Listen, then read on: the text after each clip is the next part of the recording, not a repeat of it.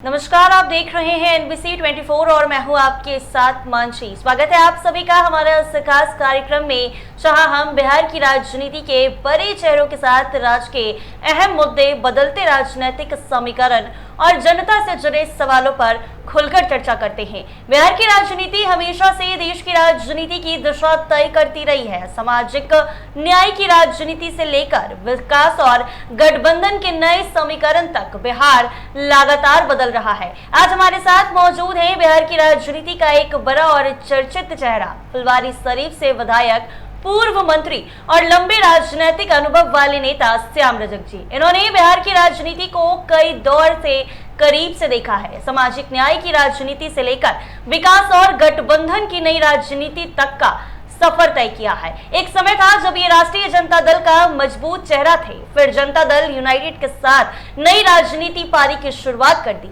आज हम इनसे बातचीत करेंगे बिहार की बदलती राजनीति, महागठबंधन, एनडीए, जातीय समीकरण, युवाओं के मुद्दे और राजनीतिक माहौल के। सर, आपका बहुत बहुत स्वागत है हमारे इस खास कार्यक्रम में। धन्यवाद आपका। सर, खास करके NBC के 24 के तमाम दर्शकों को मैं बहुत बहुत धन्यवाद देता हूं, उनके प्रति आभार व्यक्त करता हूं। जी, सबसे पहला सवाल आपसे यही होगा कि बिहार की मौजूदा राजनीति को आप किस तरीके से देखते हैं? देखिए, बिहार की मौजूदा राजनीति को समझने के लिए हमको बिहार के पीछे पैदान पर भी जाना होगा। जी। बिहार सिर्फ देश की आज़ादी के समय का बिहार नहीं रहा है। जी। आज़ादी के पहले का भी बिहार रहा है। जी। चंद्रगुप्त का भी बिहार रहा है, सम्राट अशोक का बिहार रहा है। जी। उसके बाद लोकनायक जयप्रकाश नारायण के आंदोलन का बिहार रहा है। उसके पहले गांधी का नीलों के सवाल को लेकर करके अंग्रेजों से लड़ाई का भी बिहार रहा है।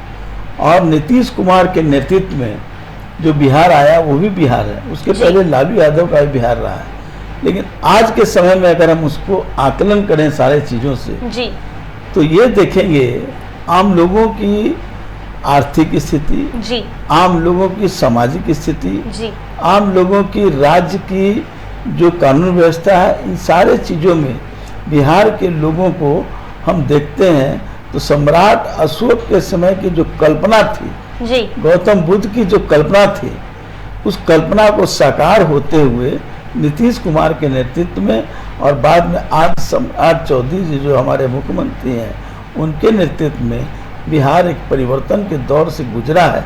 और आज बिहारी होना गर्व की बात है, बिहारी होना शर्म की बात नहीं। जी।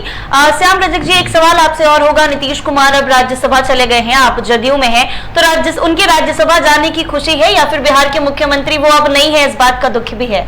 देखिए, खुशी और दुख का सवाल अगर हम देखना चाहते हैं तो सबसे बड़ा बात है कि बिहार का एक सफल नेतृत्व, बिहार के विजन को लेकर के बिहार को सर्वोत्तम स्थान पर ले जाने वाला एक नेतृत्व है और आम लोगों के दुख और दर्द को आत्मसात करने वाला नेतृत्व है। नीतीश कुमार आज हमारे साथ नहीं है।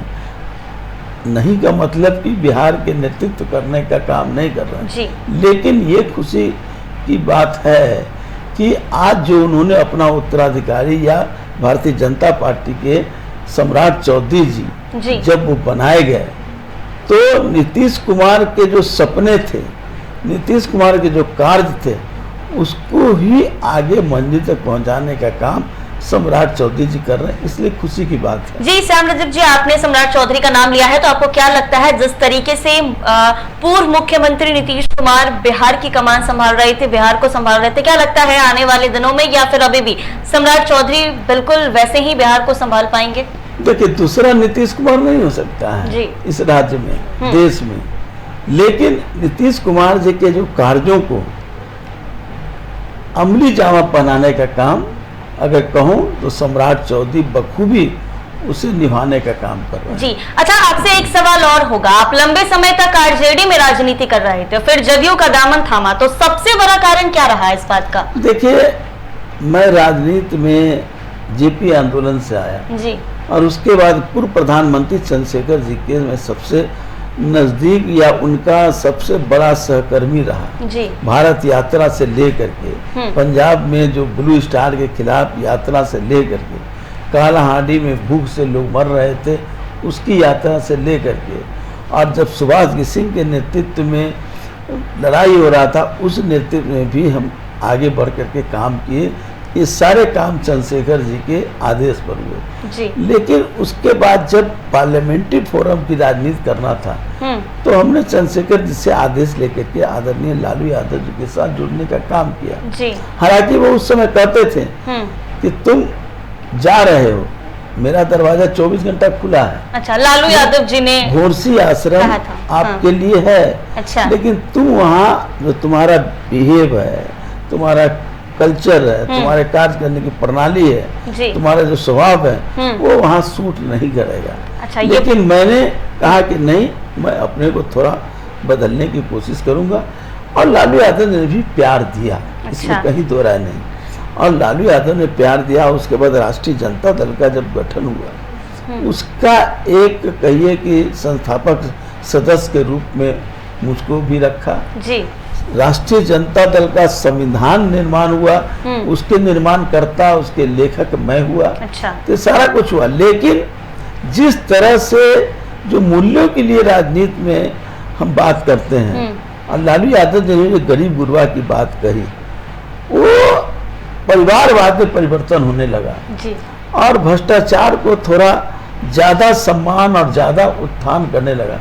तो मेरे जैसा व्यक्ति, मुझे लगा कि चंद्रशेखर जी ने ठीक ही कहा था कि वहाँ तुम सूट नहीं करोगे। अच्छा। और मुझे मजबूरन लाख समझाने के बाद भी आदरणीय लालू जी के यहाँ उनके जो परिवार के सदस्य थे, उनकी बदलाव, उनका चरित्र, उनका स्वभाव, उनके कार्य प्रणाली में बदलाव नहीं हुआ।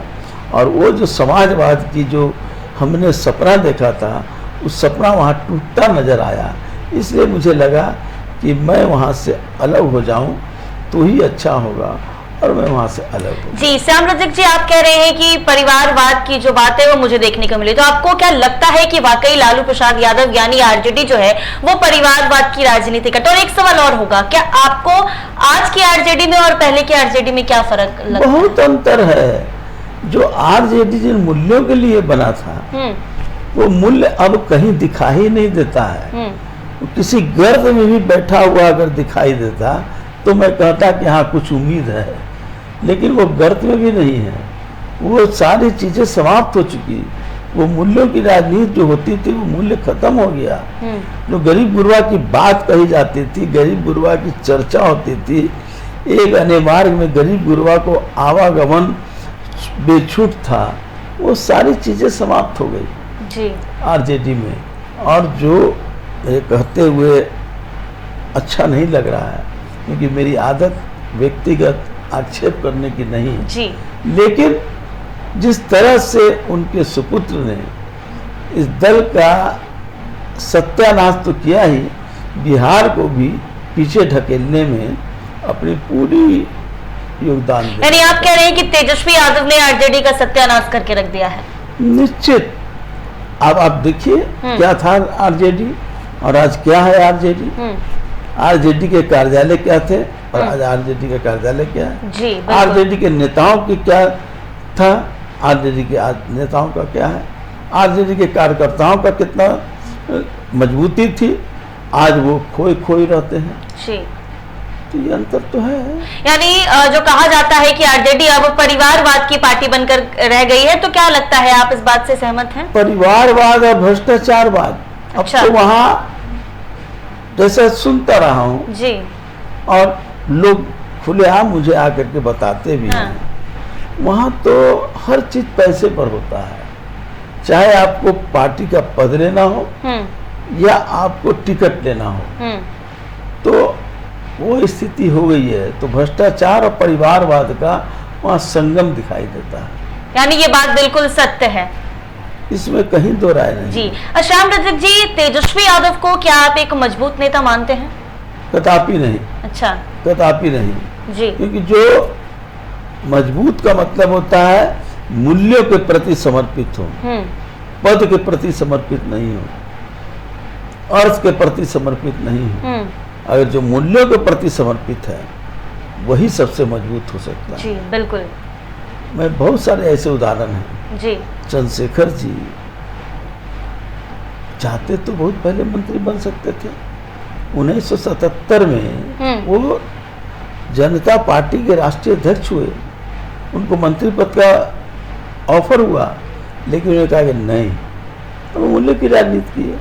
और जब प्रधानमंत्री बने तो सिर्फ एक सवाल पर उन्होंने समझौता नहीं किया।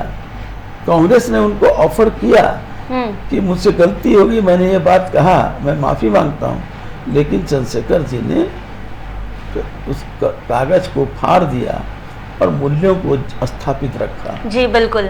उसी तरह से कई नेता हैं, जॉर्ज फर्नांडिस, समाजवाद के जितने नेता का, मधु दंडवते, मधुलिमय या लोहिया, इन सबकी बात कहेगा मूल्यों की राजनीति है। जी बिल्कुल। लालू यादव जी जब आए थे राजनीति के प्रथम चरण में, तो लगता था कि मूल्य अभी भी वो चलेगा। अच्छा। लेकिन धीरे धीरे परिवारवाद के बंधन में वो बंध गए और वो मूल्य खत्म हो गया। जी बिल्कुल।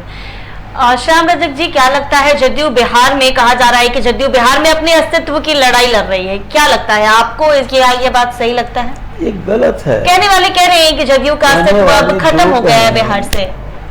आज बिहार के किसी गांव में जाए, नीतीश कुमार और जनता दल यू के लोग नजर आएंगे जी। और आज बिहार के विकास के जो पैगाम सबसे ऊंचाई को छूने का काम कर रहा है जी, उसमें जनता दल यू, नीतीश कुमार का बड़ा योगदान रहा है।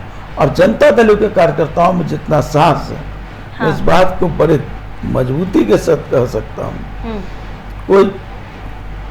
कोई सर्टिफिकेट देने की जरूरत नहीं है, लेकिन जनता दल के कार्यकर्ता मूल्यों के लिए, नेता के प्रति और अपने दल के प्रति समर्पित है। जी, इसलिए इस दल के हो सकता है कि कभी कम हो, कभी ज़्यादा हो, लेकिन इस मूल्य का, इस दल का अस्तित्व बराबर ऊंचा ही रहेगा, इसको कोई झुकाने वाला नहीं। जी बिल्कुल। श्याम रजक जी, एक सवाल और होगा। 2016 से बिहार में शराबबंदी कानून लागू है, शराबबंदी पर लगातार सवाल उठते हैं, आपको क्या लगता है कि क्या बिहार में शराबबंदी कानून की एक बार फिर से समीक्षा होनी चाहिए?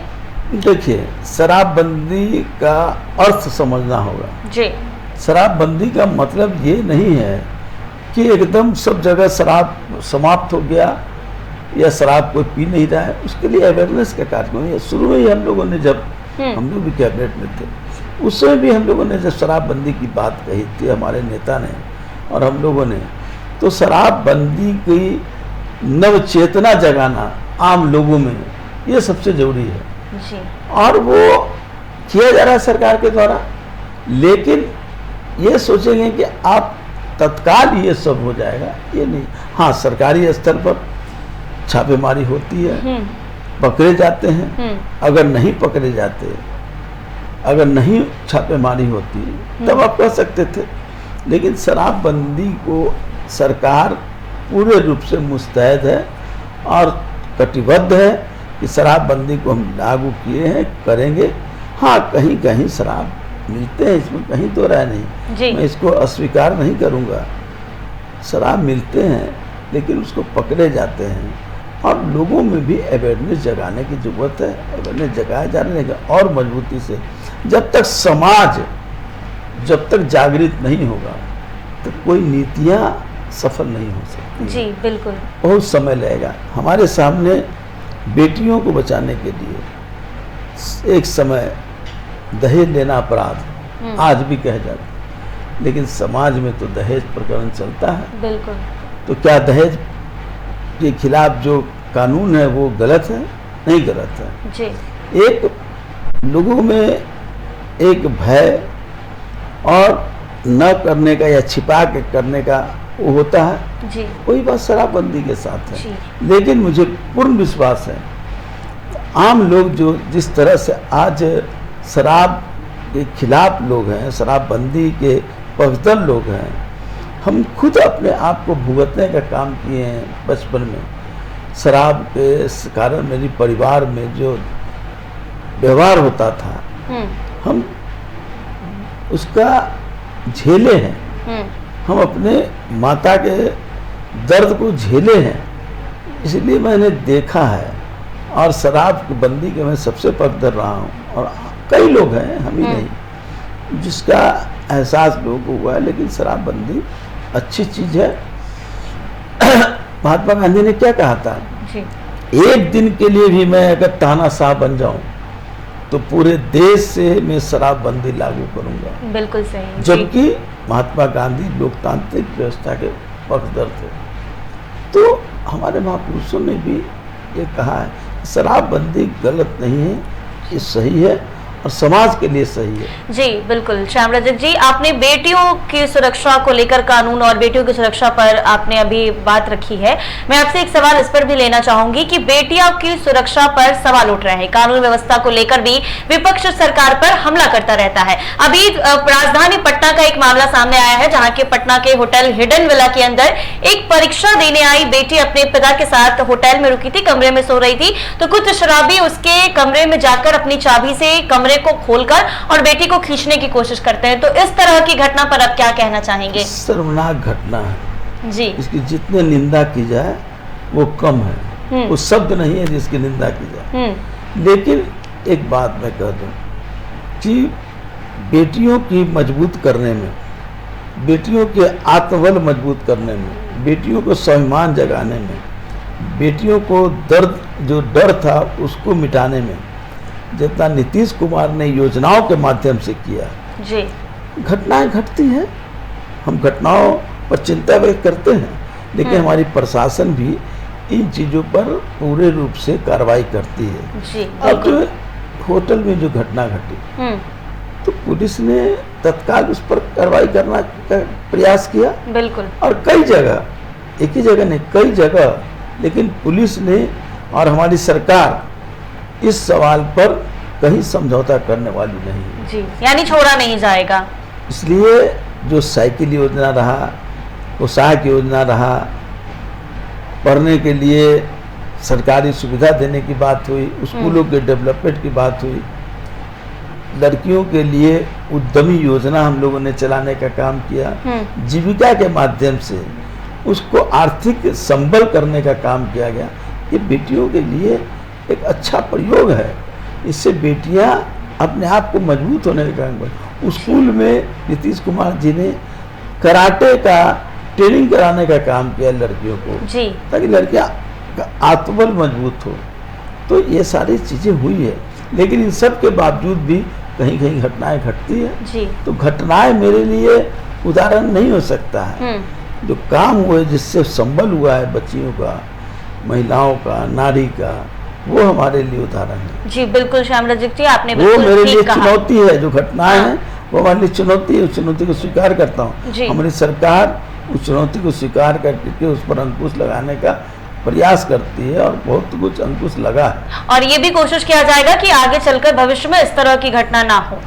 निश्चित रूप से ये तो हमारा संकल्प है, हमारी सरकार का संकल्प है। इस तरह की घटनाओं को रोकना और पुलिस को जिस तरह से चुनौती दिया गया है, जिस तरह से आदेश दिए गए हैं और कई लोगों पर कार्रवाई हुई है जी, आप देख रहे होंगे।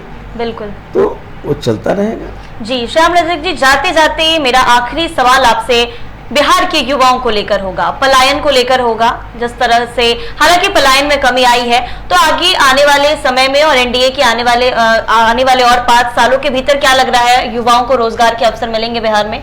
पलायन को रोका जाएगा? ये सरकार पलायन को रोकेगी? देखिए, युवाओं के लिए 2 चीजें हैं, एक नौकरी और एक रोजगार। नौकरी की एक सीमा होती है जी, चाहे वो निजी क्षेत्र में हो या सरकारी क्षेत्र में हो, उसकी एक सीमा होती है। लेकिन जो नौजवान रोजगार से जुड़ता है वो आगे बढ़ता है। आप देख लीजिए, जितने भी उदाहरण हैं विश्व स्तरीय रोजगार से अगर जुड़ा है, वो अपने बुद्धि का, अपने विवेक का उपयोग किया है, वो विश्व में नाम करने का काम किया। हम चाहते हैं कि बिहार के नौजवान भी रोजगार से ज़्यादा जुड़ा, और सरकार उसका कई तरह से लोगों को मौका देने का काम कर रही है, रोजगार मेला के माध्यम से, अन्य तरह से। इसलिए हमारे साथ ही, मैं एक उदाहरण देता हूँ जी। जब मैं उद्योग मंत्री था, जब हमने नारी उद्यमी योजना लागू किया था जी। एक दलित बच्ची थी बोधगया में जी। उस बच्ची को 10 लाख रुपया जब लोन मिला, आज वो कई करोड़ की मालिक हो गई है। अच्छा। शेड्यूल कास्ट लड़की थी। अच्छा। सिलाई का काम शुरू किया था उसने पहला, उसने हमको एक पैंट शर्ट बना के दिया। अच्छा, आपको दिया था? और कहा था कि भैया इसको पहनिएगा। मैं तो पैंट शर्ट बहुत कम पहनता हूँ, लेकिन उसको पहना था और आज तक मैं अपने अलमारी में सजा करके रखा हूँ उसके नाम के साथ, क्योंकि वो उसके अंदर एक जिज्ञासा दिखी। और वो आज करोड़ों की मालिक हो गई है। मुझे हरदम रिपोर्ट लेते थे और ऐसा एक ही उदाहरण नहीं है, कई है उदाहरण। जो रोजगार से जुड़ेगा, स्टार्टअप सरकार का है, कई तरह की है। इस योजनाओं के माध्यम से सरकार निजी क्षेत्रों में भी लोगों को मौका दिलवाने का काम कर रही है। तो रोजगार अपनी चीज़ें भी आज महिलाओं में ड्रोन बना करके जी, और उसका वो व्यापार कर रही है जी। तो एक अच्छी शुरुआत है। इसलिए हम चाहते हैं कि रोजगार से ज़्यादा लोग जुड़े, सरकारी नौकरी पर ही सिर्फ अपने को इंतजार नहीं करें, वो भी जरूरी है। सरकारी नौकरी जिसको करना चाहते करें। कितने लोग यूपीएससी में आएंगे, कितने लोग यूपीएससी में आएंगे, उसकी एक संख्या है, बिल्कुल। लेकिन उसके अलावा रोजगार भी एक सम्मान का चीज़ है जी। रोजगार से आते हैं। अब तो देखते हैं बाहर में हम जब सुनते हैं बहुत सारे लोग नौकरी छोड़ करके और वो व्यापार से जुड़ने का काम कर रहे हैं। बिल्कुल। तो वो उनको अगर करेंगे तो रोजगार और नौकरी दोनों मिल करके बिहार के नौजवानों के लिए एक बड़ी पहल होगी। देखिए किस तरह से कोचिंग सेंटर या कई तरह के हमारे नौजवान ही खोल करके और लोगों को प्रशिक्षित कर रहे हैं, लोगों को आगे बढ़ाने का काम कर रहे हैं। तो अच्छी शुरुआत है। जी बिल्कुल श्याम रजक जी, बहुत बहुत शुक्रिया हमारे साथ जुड़कर हमारे सवालों का इतनी बेबाकी से हमारे साथ चर्चा करने के लिए। तो आज के इस खास बातचीत में बस इतना ही। हम उम्मीद करते हैं कि बिहार की राजनीति, जनता के मुद्दे और आने वाले समय की चुनौतियों पर हुई यह चर्चा आपको जरूर पसंद आई होगी और कई सवालों के जवाब भी मिले होंगे। आप अपने विचार और हमें भी बताइए, क्योंकि आपकी ही आवाज हमारी सबसे बड़ी ताकत है। देखते रहिए एनबीसी 24, जहां हम सिर्फ खबर नहीं बल्कि हर उस मुद्दे पर बात करते हैं जो सीधा जनता और बिहार के भविष्य से जुड़ा होता है। धन्यवाद।